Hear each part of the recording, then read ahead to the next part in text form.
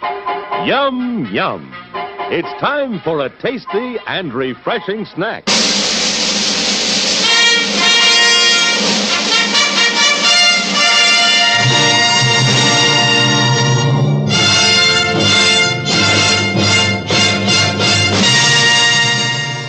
You know who I can do without? I can do without the people in the video store. Which ones? All of them. They never rent quality flicks. They always pick the most intellectually devoid movie on the racks. And now, on with the show. Hey guys, what's going on? You are listening to This Week in Geek's Loose Cannon, where we open up the video store of days long gone, your Hollywood videos, your blockbuster videos, or even the little mom and pop shop that had a strange curtain in the back marked XXX, and you weren't allowed to go back there, but you somehow found a way to go back there anyway, and I sure hope you didn't touch anything. I am one of your hosts this evening. I am Mike the Birdman, but I'm joined by my co-host from the lovely city of Kitchener, Ontario, Canada. Alex, the producer. And, of course, my good friend, a guy who's taught me so much about science, movies, and a little thing called Earth versus Soup. The host of that show. I'm Aaron Pollyea. So, yes, guys, we are here to talk about a couple of movies here that I have never heard of, not even remotely, even in passing. So I don't even know where to begin this evening's double feature. Who wants to introduce this? Because I've got nothing prepared, guys. Well, we can sort of start with Fear City, only because this is a movie that I had seen the poster for. I think a local video store had a poster of it on the wall forever. And I had never seen it. It's one of those movies where I thought I had seen it. Mm-hmm. You ever have that moment where you're like, I think I've seen this movie before. And then you finally go to watch it now and you're like, oh, I've never seen this before. Yeah, because you would remember at least a couple things in it. You're like, no.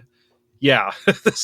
Yeah, and then it's what it came to me is I know the director. I don't know, anything else that, about the film at all. And this is a film directed by Abel Ferrara, who we saw most recently when we covered King of New York. Oh, really? That's the same guy? Yeah. Wow. Yeah, he directed King of New York and the 1993 Body Snatchers movie that nobody talks about because it was terrible. Mm-hmm. Yeah, we don't mention that, yeah. As well as probably about 4 or 5 other Christopher Walken movies. His most famous 2 films being King of New York and Bad Lieutenant. But this is what he did fairly early in his career. It's not his first movie. His first movie is 9 Lives of a Wet Pussy. Oh, jeez. I'm guessing not a family feature. Well, no, it says notes, pornographic film. This does have a lot of the same kind of feel as King of New York. Yeah. So and then he did Driller Killer and Ms. 45 before this. His films have a very distinctive feel. Mm-hmm. And they always have this almost off-putting nature to them. There's something that I did kind of notice about this movie, and I'm just going to kind of preface this by saying this right in the opening of this. This movie that we're talking about, Fear City, I couldn't get all the way through it because either I was in a bad mood or born under a bad sign, couldn't get through it. But now that you mention that, Alex, this movie had a very distinct visual style to it. Yeah. It was just that right kind of neon soaked and very, very dark darks, but super hot pinks and blues and reds. Yeah, you're right. This guy really does have his own kind of style. He's from that era where it was still the grimy New York. Even though things were starting to get cleaned up by the middle of his career, he still presented New York City as the grungy New York. Well, this is New York of Ghostbusters time. Like 80s. That Times Square is sleazy. Yeah. So when you kind of look at this type of movie, now you said it's very representative of that late 1970s to about the mid 1980s, where Times Square, it's not super touristy. It's kind of weird and grimy and whatnot. Things were still very dirty, and there's not to say that they're not dirty now, but they were very dirty. Yeah, today, I haven't been to New York in a few years. So let's say 5-6 years ago, I was in Times Square, and you can walk there at night and feel reasonably safe. honestly, in the mid 80s, like early 80s, mid 80s, no, you did not do that. You honestly didn't. It was a different time. And yeah, so this movie, it's if you boil it down to its basics, it's about two pimps trying to stop a serial killer who's going after their girls, their call girls, basically. Yeah. Mm-hmm. Oh, and Billy D. Williams is in it as a cop that's not really helping things. Yeah, yeah, but it's Billy D, so we like him. The one scene that I remember him in, because this caught my attention, I was looking down at my phone reading something, and he looks and he says something to one of the lead actors, and he's like, "Listen here, racial slur, I ain't talking to you." And I'm thinking, what? I never expected Billy D to talk like that. And it really kind of grabbed my attention, because there's something about Billy D, because we've seen him in a couple of movies we've done on this show. And I kind of wish I'd seen him do more than just Star Wars. You know what I mean? Because when you give him enough to chew on, he can actually do something. The sad thing is the vast majority of moviegoers have only ever seen him from that, or they saw him in Batman. Yep. Which he did a good job. And then, yeah. Or if you dig a little deeper, they might remember him from, was he in Brian's Song with James Caan about the football cancer or something? I don't remember that. I remember him from the beer commercials. Oh, yeah. Yeah. Doing fine. Doing fine. Yeah. Let me just look here, because I'm pretty sure, if I'm drawing a blank, I hope I didn't get it wrong with his career, but I know that he had a big TV movie, and that was sort of his big break, I think. You know what? Speaking of James Caan, while you're kind of looking that up, there's a movie I want to talk about on this show. It's because you showed me about 80% of it, and I've never finished it. I think it was called Thief, and I would love to talk about that, because that movie was fucking cool. The Michael Mann movie? Yeah, it's great. Can I say this movie is also kind of notable for a very young Melanie Griffith taking her top off? Oh! Yes. And I was a little shocked when I saw her. And is that Melanie Griffith? Oh my God, it is. Oh my God. But it also had a playmate in it that you don't really see in a ton of movies, Ola Ray, who plays Honey in this movie. Yeah, and this is another movie where you saw it somewhat in the 1980s, but I don't think it wasn't until the 90s and in 2000 where they started to refine it. There's a lesbian relationship, and it's not played up to be super sexy. I kind of get the feeling that it was like they tried to be genuine with it. I'm not saying it's like going to be the pro LGBTQ plus today representation you would see in a movie, but it wasn't like, hey, we're just two sexy ladies making out for the sake of making out. We're like, no, we're two ladies. We genuinely love and care for each other. We just happen to be sexy.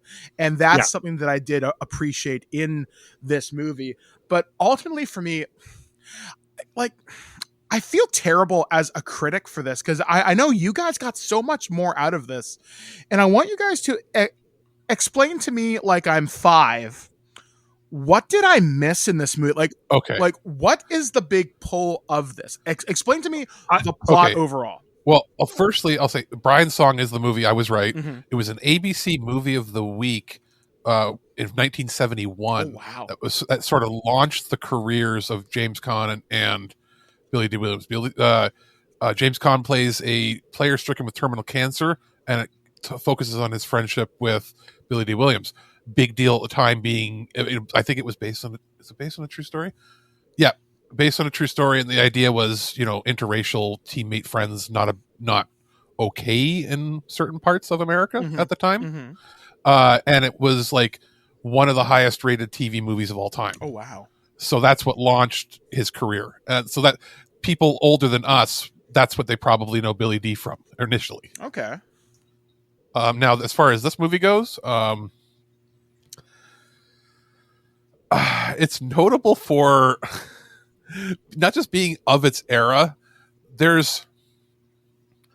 it's hard to describe. In watching it, it has a weird feel. And I keep coming back to saying that, like, just the way things are shot, the way people are acting and talking, it's not like it feels disjointed, like it's a bunch of different filmmakers putting it together. It feels like one filmmaker's vision, but I'm unnerved by it. I don't know. Yeah, it's hard. It's hard to describe. The plot isn't that complex. It's about dancers being murdered by a serial killer who's never really named on screen.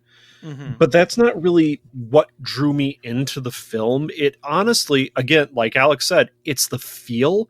It's this kind of atmosphere of grungy New York, where it's not like the one movie that we watched where they're literally sweeping up like crack files at the movie theater. I forget what movie that was. Alphabet City or something. Alphabet City. Yeah, something like that. It's not that grimy, but it's grimy enough to give you the taste of it. Okay. And it doesn't feel amplified. It feels much more grounded in some sort of reality. So, for instance, like, they're pimps, but they're not evil just thinking about money pimps. Yeah, exactly. They actually care about their girls. One of their girls gets hurt real bad with, like, was it scissors he used, I think? Yeah, and he cuts off her fingers or something.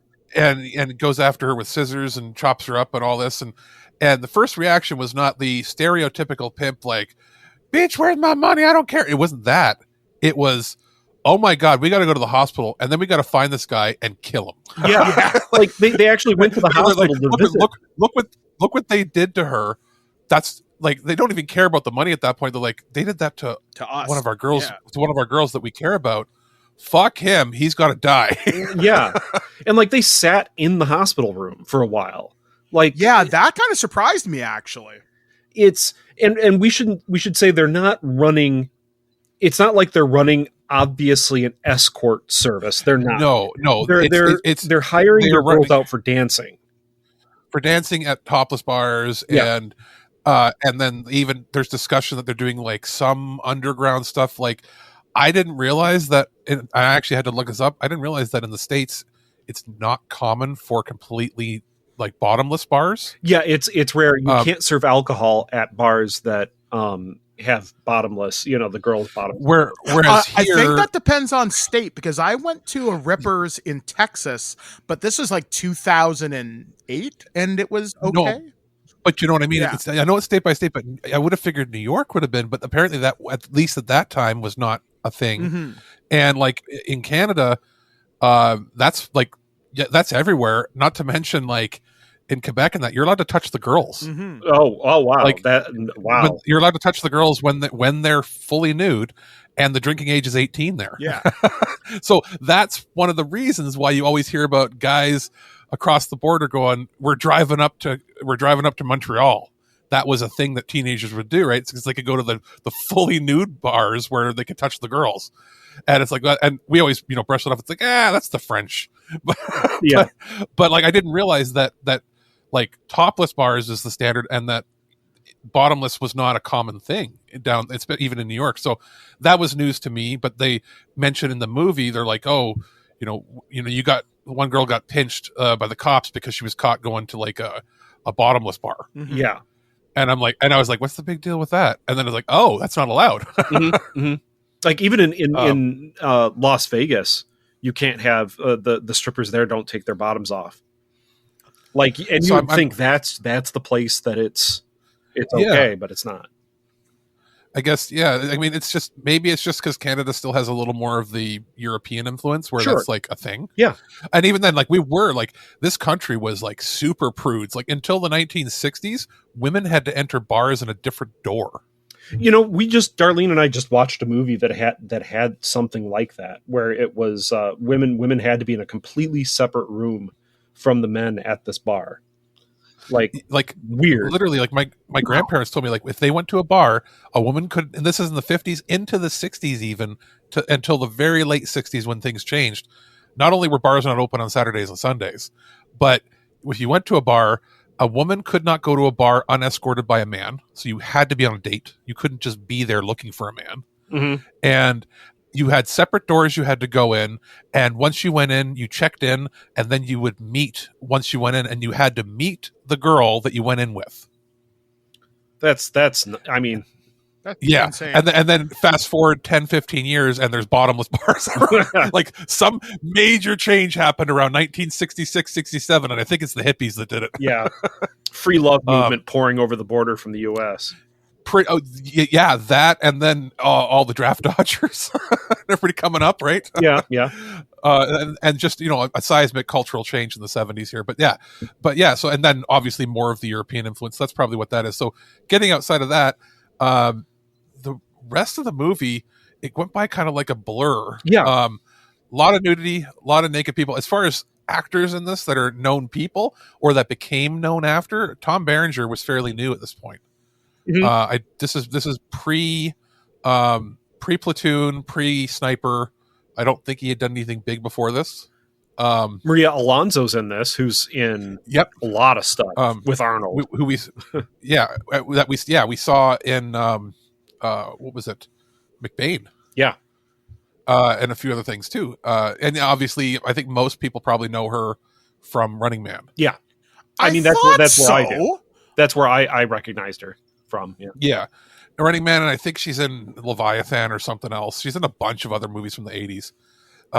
Melanie Griffith, like you said, a very, very young Melanie Griffith. The fact that she got naked was very surprising. Yeah. And it was not, I'm watching it, I'm going, she's naked. I'm like, and I pause the movie and I'm like, and she's not wearing pasties or anything fake. Like, that's just her. Like, legit naked. It's like, ooh, she didn't think she had a career yet. Yeah. I honestly was, like I said, I was shocked that was Melanie Griffith, like, getting naked, and she didn't have pasties on. Yeah. Billy D, Jack Scalia early in his career. Trying to think. Ray Don Chong, again, another Arnold alum, right? Yeah. Trying to think, was there anybody else? And I already said Ola Ray, who was a Playmate. Oh yeah, yes, that's right. Yes, and a Playmate. Surprise, surprise, Playmate in a movie with. This had probably the most nudity of any of the films we've actually watched. Oh, God, yeah. By far, this is way more nudity than any Andy Sedaris film. And, we tease Andy Sedaris movies about having far too much nudity. But honestly, no. Sedaris films make sense. The movie is 95 minutes long. It would be about 65 minutes if you cut out the nudity. But yeah, so I mean, it's pretty straightforward. Bit of a thriller. Bunch of stuff happens. It's ultimately forgettable outside of the atmosphere, the feel, and the nudity. Yeah, like I think that's this movie's biggest crime in a lot of ways. And I said this a couple weeks ago when we looked at American Rampage. Its biggest flaw is that it's so forgettable outside of a couple things. Like this one, it's so there. Whereas our next film we'll talk about in just a moment, Nightmare Beach, which is known under a couple of different titles. I can't tell you the only thing I remember about this movie is the hospital scene where they hang out with the girl who got hurt, Billy D saying a racial slur, and that's it. Oh, wait. There isn't don't they meet up with the mob guy in this? The mob guy has a bunch of real racist things that he says. Oh, yeah. That just came back to me. Like, that's a vibe. We're talking like you, and it's perfectly cut that you could clip it out and get some really, really out of context weird things. I remember the strip club owner on Times Square, just how absolutely frustrated and flustered he always was. Like, oh, my career's done. I'm going to have to close up shop. And like, he's trying to beg men to stay inside because the girls aren't coming into work because of the murderers. And like, this one guy comes out and says, I've seen better pussies on apes at the zoo. Yes. Oh my God. I forgot about that phrase. That's right. I forgot. I shot soda out my nose. It was, there's things in the movie that I'm going to remember. There's moments where what I could see in watching this is like, this is like the blueprint for where we ended up with King of New York, where that is a legit good movie. Mm-hmm. Yeah. And if you can watch that movie a few times and get different things out of it. And I feel like this had the star power, but what this didn't have is this didn't have the one character that could elevate it. like Chris Walken did in that movie. Yeah, they didn't let Billy D. Williams really dig Yeah. in. I mean, he dug in, he did, but he just wasn't in the lead role. So I mean, it's if you can find this for free to watch, like on YouTube or if it's on a streaming service, watch it. It's not worth picking up. No, not unless you're like a completist for like Melanie Griffith or something like that, or Billy D. Williams. Yeah, like if you're Billy D, or even I mean, not even Berenger, maybe. Like, there's not that many Berenger fans. I can see Billy D fans wanting it because a lot of his movies don't have good releases, and this has a Blu-ray release, so maybe. Mm-hmm. Mm-hmm. But yeah, moving on to what I thought would be the crappier movie, but ended up being probably better, but for different reasons. Mm-hmm. Nightmare Beach. This one's from 1989, slasher film, directed by Umberto Lenzi, who, if I look at it, I'm like, okay, is this going to be one of those cases where it's an Italian directing American movies that doesn't really understand what's going on in the films? And the answer is yes. Yeah. The reason this movie feels weird and different is because the director didn't speak a word of English and had to use an interpreter to direct people. So that's always good, right? Yeah. And, I think most of the stuff that I'm going to remember from this movie has nothing to do with the major plot. It's all like with the weird side characters. Like the one girl who comes down to spring break and just says, I'm going to be a prostitute for 2 weeks. Oh God! And she, is that the nurse one? Yeah, where she just starts picking up guys at the bar and charging them money and bringing them back to the hotel. The one big fat guy like me is like, she's like, oh, I'm a massage therapist. Yeah, she's a massage therapist that'll massage your nether regions for money, basically. Yeah, but she makes like a shit ton of money. Like, yeah. and we see her over and over and over again with new guys, like coming out of her running room. joke is she's picking up it doesn't matter who it is, just random dudes. Yeah, that part I did have quite a bit of a laugh at. My favorite part about this movie, and then I'll have somebody explain the plot, is when the killer shows up, he gets his own little like 30-second guitar sting, and again, I'm looking at my phone while I'm kind of watching this. And whenever I heard that sting, immediately my head just kind of shot up because I'm like, someone's going to die. And it was just, the movie is so ridiculous. And again, I'm kind of half watching this movie and I'm like kind of taking notes. And there's one scene, and I think they're in like a church or something, and you just see John Saxon of Nightmare on Elm Street fame. He's been in a bunch of B movies. He passed away a couple of years ago. And the look on his face is like, well, this is certainly a paycheck. And it was just, John Saxon, I love you. I miss you so much. Okay. Yeah. Tiny tangent. John Saxon, to me, you know what he always looked like? What? He looks like what they tried to make Sean Connery look like when they Asianified him in Oh my God. Wow. I'm sorry.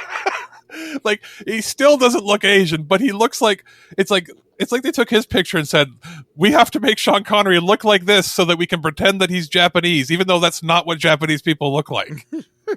Wow. And I can never unsee that in my head.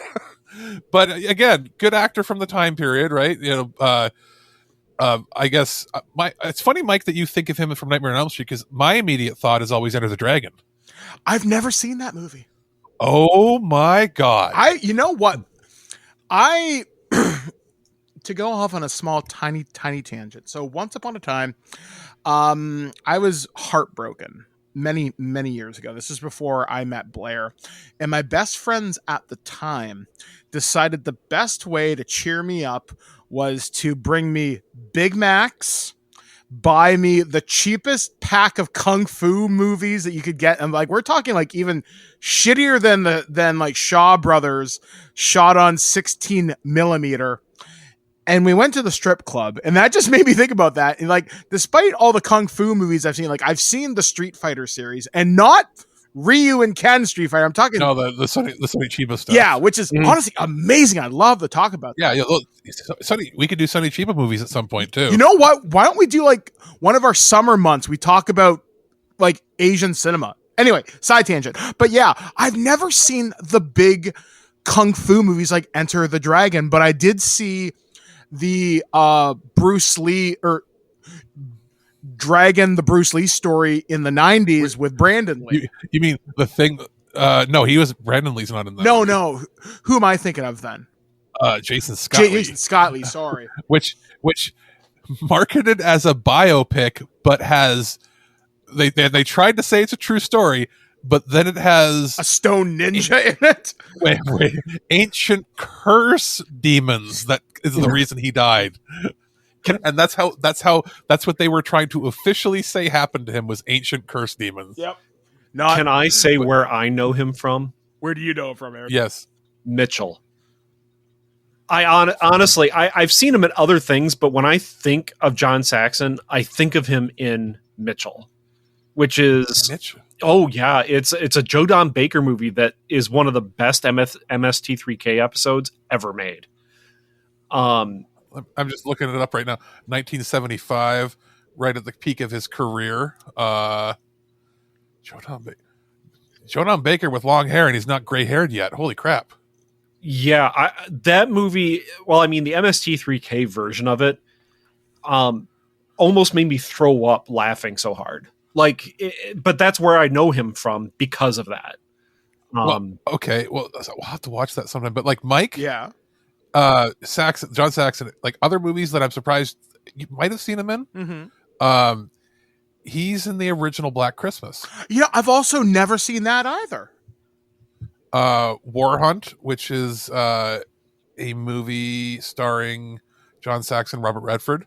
Like he was big in the 60s and 70s, right? Mm-hmm. So, yeah, I guess. Yeah. Anyway, John Saxon's in this. Yeah. Who else is in it? Anybody? Oh yeah, Michael Parks, Mm-hmm. who I think also didn't he recently pass away too? That sounds very familiar. Yeah. 2017. Yeah. He was pretty much used in almost every, or wanted to be used in pretty much every Tarantino movie. Mm-hmm. I think. And then I'm trying to think if there's anybody else that anybody would know, and the answer is probably no. No. I mean, like the lead is basically not really known as an actor; he's known as an editor. Mm-hmm. Yeah. So, how much do you want to bet that they used any English people that they could use that was already on the crew to be in the movie because it was an Italian director? But yes, basically, the beginning of the movie starts with the leader of a biker gang being electrocuted. El Diablo, because of course. And he fries, and every time I see somebody getting electrocuted in a movie like this, I'm like, did you wet the sponge? Because the Green Mile semi-traumatized me when I saw it. You're not the only one there. Like, please make sure the sponge is wet. Yeah. Because that was such a sad scene in that movie. But yes, he's saying, I'm going to get you, coming back from the grave or whatever. And then it's hinted that as people start to die at this spring break town, that it's El Diablo come back from the dead to murder people. And every time he murders people, it like you said, it has the stinger music, and he usually burns people in some way. Mm-hmm. I mean, some inventive kills, some funny moments in it. You start to think that the killer is John Saxon, who you think it's him because he's a cop, and then it sort of turns out that he is a bad guy, but he's not that bad guy. Yeah, he's not the guy that's killing people. He's just covering up all the deaths. Yeah, he just wants to protect tourism. Yeah, it's a Jaws situation. Reputation. Yeah, it's a Jaws situation. Yeah. And then the bad guy ends up being the priest. Who would have thought that, other than everybody? The preacher for the town is actually killing everybody because they're all sinful, and all the sinful children need to die. The only way to be cleansed is through the fire, sort of stuff. Well, yeah, he needs to stop the wet t-shirt contest down on the beach. Yeah, yeah. And what's funny is, like, I see this, and then what was happening in it, and I'm like, I'm reminded of much better spring break disaster murder movies. Primarily the remake of Piranha that God. came out. What was it, 15 years ago? The original Piranha is pretty damn good. Oh yeah, no, they're good too. But ones I saw in the theaters, like that is probably one of the best homages to this style of movie. And that, it had every little trope in it. This has funny moments, like there's the peeping Tom hole in the motel where the one, I guess, is he the clerk there, or is he the janitor or whatever? Front desk guy. The front desk guy, and he gets killed in there in a funny way. There were a few funny moments in it, a few jarringly funny moments that were intentional, some were unintentional, but it's your pretty standard slasher film, except for the fact that it's got a pretty bitchin' soundtrack. Yeah, but it's not okay, Alex and Aaron, you guys probably know more about this than me, because my knowledge of music from that era is obviously the kind of big bands, maybe a couple of the smaller ones. Are any of the bands in this, did they do anything super significant, or were they just kind of they sound of that era? Well, to me, they're just of the era. Okay. Yeah. I'm trying to think. One of the guys that wrote music for it, what does it say here? The one guy, Derek St. Holmes, who did a few songs in it, was in Ted Nugent's band. Okay. And he also did stuff with the guy that split from Aerosmith before he rejoined them. Oh yeah. So he's like a band member, not somebody you would know. Not a session guitarist, but he's the guy that would go on tour with the bands. Okay, yeah. So he's got talent, obviously, to be with those bands. And the other one, Rough Cut, is I think they did the theme song and a few other ones for them. Mm-hmm. It's one of those things where the members of that band themselves had no success in the band. The band didn't really do much. They went through 7 different iterations of the band, but pretty much their claim to fame is that the original members ended up going to be in Ozzy Osbourne's band, Quiet Riot, and Dio. Mm-hmm. So all talented people, but needed to be in other bands before they could get fame. So this was a case of the studio probably had a deal. It looks like all these bands were with Warner Brothers Records. And the studio that made this was not connected to Warner. They probably went to Warner and said, "Who can you give us for cheap?" Okay. Or are you willing to pay us to promote your bands? So it's which one is of those, probably yeah. more likely.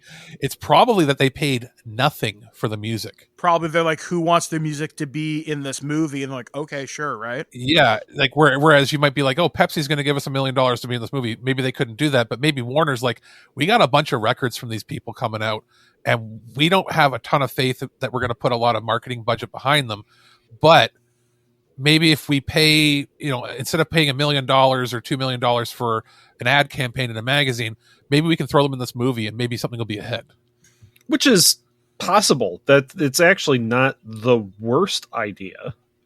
Yeah, sometimes you can get a hit out of it, and sometimes you don't. Like in this case, everything sounded very generic, but I was still kind of grinning at the music in it because I was like, oh, they're not sound-alike bands. They are unique bands. It's just they're not that great. Yeah, when you think of 80s hair glam metal, this is the type of stuff you would make up in your head, sort of thing. It's like I was expecting they have the bands like Kirsten, Animal, Rondinelli, and Rough Cut were the bands that did most of the stuff here. And I'm thinking you could have renamed them instead. We couldn't get Rat, so we got Mouse.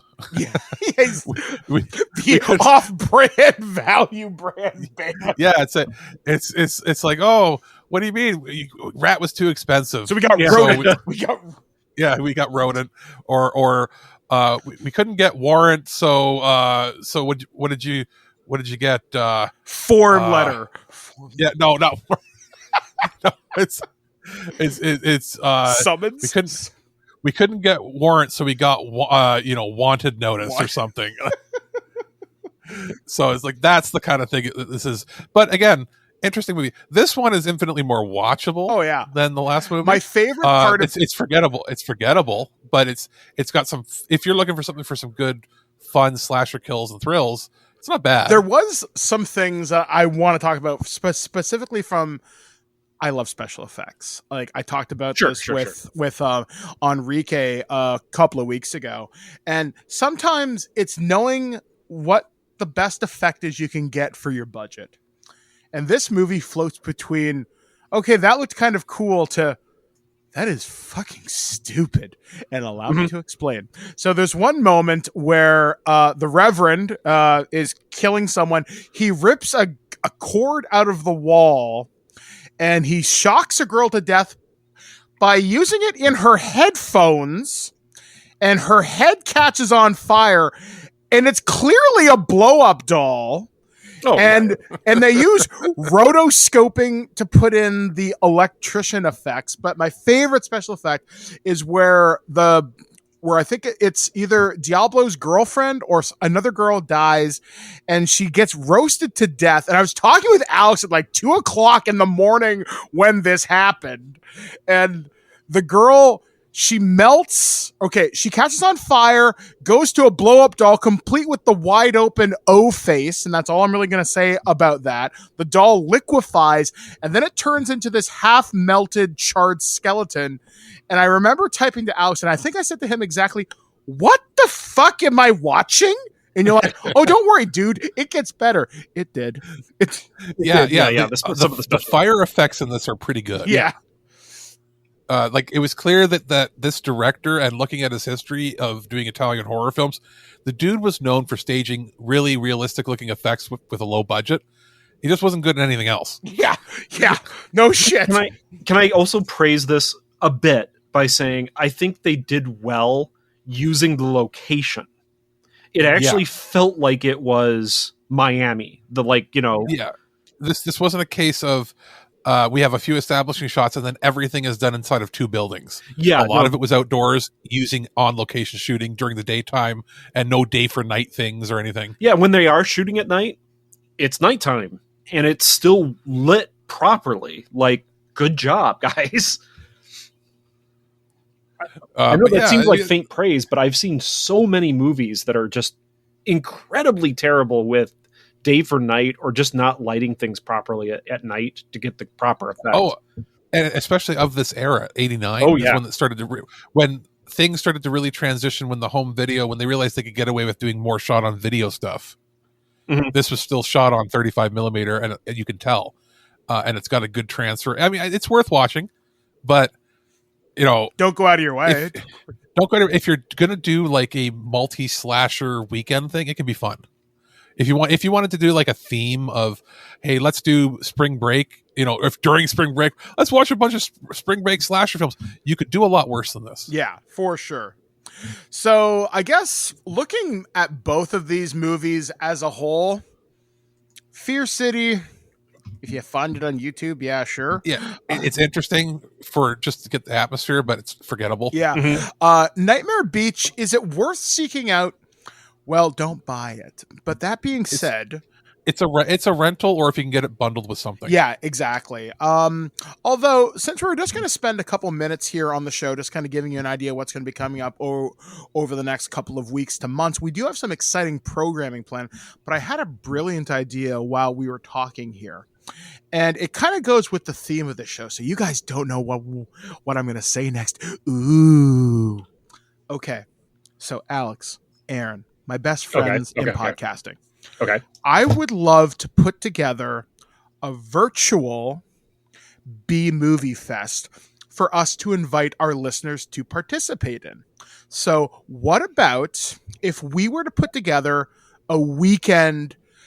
And what I mean by this is this will be a theme for each of us to do, kind of like how we do how these shows were, like we pick 2 movies and then we talk about them for each hour. But what if we did this over the course of a month and we programmed an entire quote unquote weekend? So where each weekend is a show. So on a Wednesday show, which is when we typically record this, I'm the Friday night. Alex programs the Saturday night. Aaron, you program the Sunday afternoon when the convention or festival would close.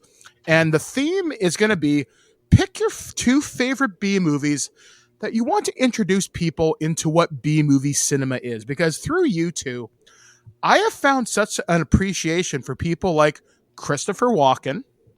I've learned to appreciate directors like Andy Sedaris. Oh, yeah. And I think our listeners might actually kind of get something out of this, because some of the B movies I watch are from weird franchises like Trancers, for example, or Puppet Master, but those are a little bit more mainstream than what you might think. So I'd love to talk about this with us to develop sort of the Twig B Movie Fest 2023. And So, what? Like, I don't understand really what you mean. Okay. Yeah. Basically, You need to- okay.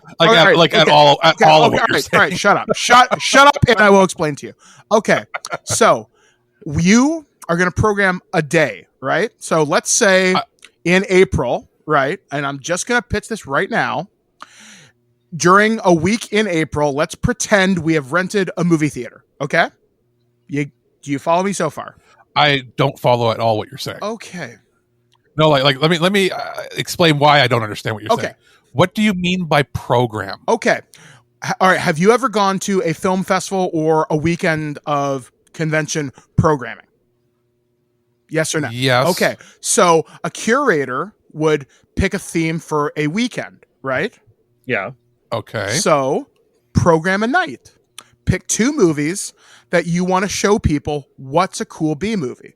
Kind of like how we do here on the show. So what I mean, what do you mean by how are we doing this? Like, it's not a festival. Though. No, do you mean virtual, are we just picking an? Yeah, but I don't understand what you mean by that either. Like you are so frustrating to me right now. Okay, no, but you're not making. Sorry, Mike, you're not making any sense. Okay. Like, are we just picking two movies and we're just doing the regular show? Kind of, but I would like to invite listeners to participate with us, where maybe we could stream these, if we could find these on Tubi or Amazon or something, and basically have people watch along with us, and maybe the following week they can write in and say, hey, what did you think of what we talked about? I'll be honest with you, I don't think that's going to work. Okay. I'll be honest, I don't think you're going to be able to get people to sit down and do that, or have us do that in live real time. No. I'm not talking about real time. No, that's not going to happen. I'm just saying, people, you know what? Forget about it. I tried. Well, we'll try to figure out. I just didn't understand what you were trying to do with it. We will figure something out, because it sounds like an interesting idea. It's just how you can execute it is the difficult part in today's day and age. You can't even do watch-alongs really anymore because of how the copyright works now. Well, yeah, I figure a lot of people have access to VPN, so that gives you access to pretty much the entire world. But yeah, just kind of an idea. There's an idea there. It's just we got to percolate it and figure out how it would work, because how that particular way would have worked 10 years ago. I don't think it's going to work anymore. Okay. Yeah, I thought you were talking about doing a watch along. No, I think that would be a little harder for us to coordinate, but that's not to say that couldn't happen during the summer or something, because I know Twitch does allow a certain selection of movies. Yeah, we'd have to see what is available, what's allowed, because there are some that have been released in the public domain. Yeah, even like on YouTube and that, and you're allowed to do watch alongs and certain things, or schedule events like that. So we'll see, but that's something we'd have to actually look at before we commit to it, because we got to make sure we can do it. Yeah, like I said, it was just a spur of the moment idea just to get some more interactivity out there, and I just got there's definitely stuff we could do. Yeah, because I just kind of got the idea from seeing people talk about B movie film festivals that happened at colleges and universities, and even when the Bloor Street Cinema, once upon a time, they would have theme weekends, and they'd have somebody program the weekend, like you'd see a pair of movies on the Friday night or the Saturday night. So that's kind of where I was kind of going with that. I see what you mean. Okay. Yeah. But yeah, like there's a bunch of things we can do. And I do like the idea, especially of each of us picking what are our B movie introductions into, maybe what we like as a style. Mm-hmm.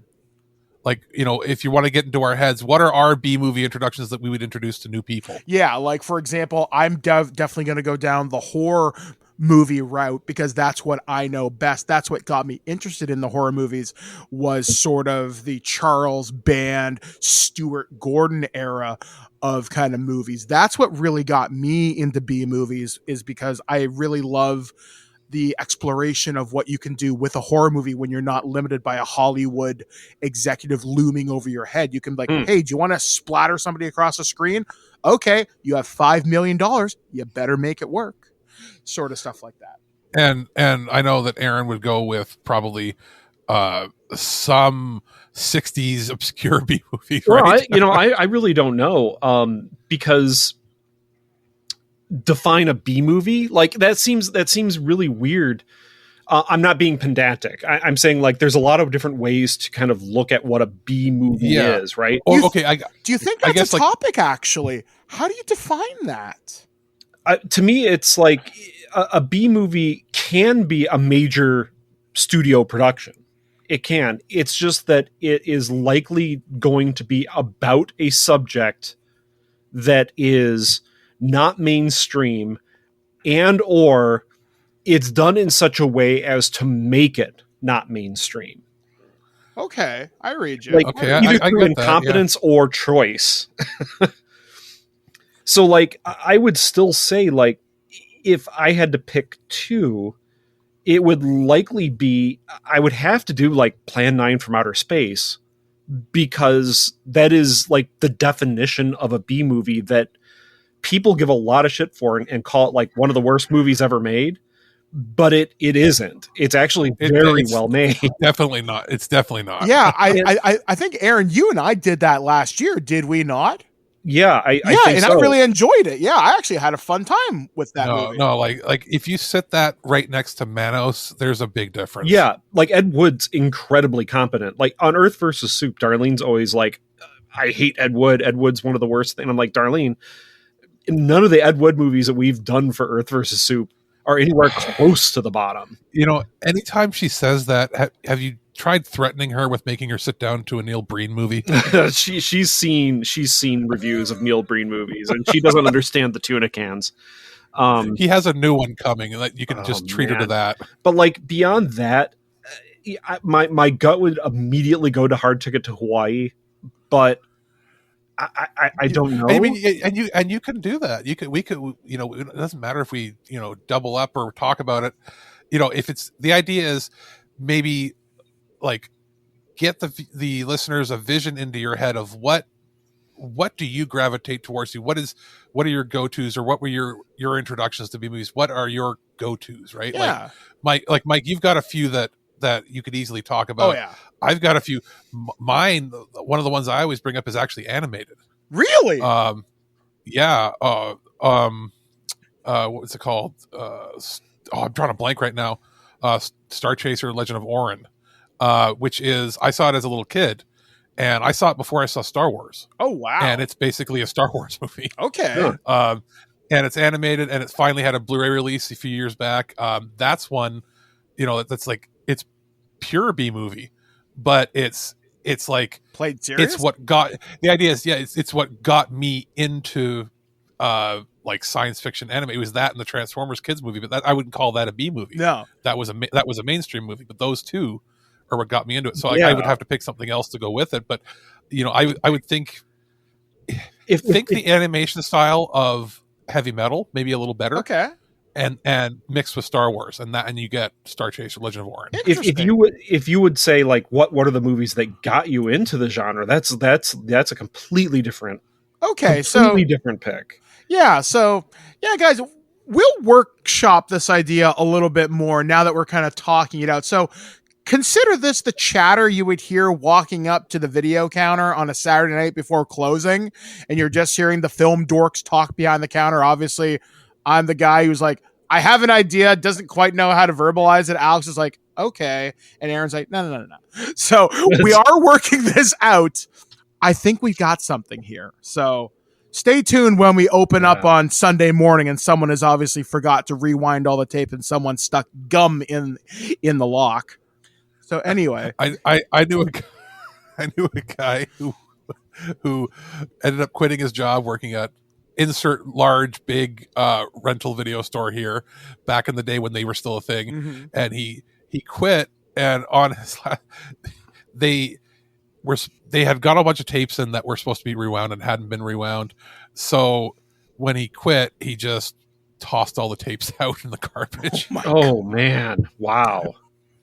Because they were like, he's like, I'm leaving. And they're like, well, before you're done for your day, rewind all the tapes and make sure that they're all done. And he's like, all right, they're done. He put them in a box and tossed them out. Oh my Lord. And said big box, big retailer doesn't exist anymore, so I don't think it matters. Probably contributed to it. Yeah. I remember, this will be the last thing I'll kind of say. I remember, once again, rented from big box retailer. I guess I forgot that I rented Castlevania 64. I know, big mistake. Number one, I didn't find the game for 4 years, and somehow they didn't send me to collections. So I remember returning the game when I moved out of my parents' house, like years and years later. I was like, I found this and I'm really, really sorry. Like, oh, that's okay. And they just never gave me crap about it. And I always found that kind of weird. I had a 14-year delinquent library return that I owed like $80 on. And they're like, the book cost $20. And I was like, here's your $20. They're like, it's $80 in return fees, and they're laughing, and I'm like, oh, I'll just give you the $20. They're like, no, don't worry about it. It's way over. Yeah. It was like 14 years of late fees, 10 cents a day or whatever it was before they ran out of. They're like, there's a cap. I'm like, why? Like, because otherwise you'd have like a 3,000. So anyway, guys, that's going to bring this edition of Loose Cannon to an end. Like I said, these movies, if you can find them and stream them, yeah, sure, but don't go out of your way for them. So next week on the show, or actually coming up in the next few weeks, we do have the show that me and Ken recorded during February about disability romance. That's going to be anime focused. And then that's already going to be out. Everything that we've recorded before is already going to be out, Michael. All right, cool then. In that case, we should have a special coming up where we're going to bring a guest on the show. We're going to be bringing Enrique Couto from the Freddy's Nightmares podcast on. We're going to be talking about two movies that he has a history with and I didn't think existed, but I always remember seeing the VHS boxes in the video store, and that's Prehysteria and Theodore Rex. One of these movies features Whoopi Goldberg for some reason. Oh, that one I think I saw in theaters. God, I gotta hear this story. So I don't remember. It's coming back to me, man. I was a little kid, right? So you're getting flashbacks. Oh no! Yeah. It was like that. I think in the same summer I saw Indian in the Cupboard. Oh my God, something like that.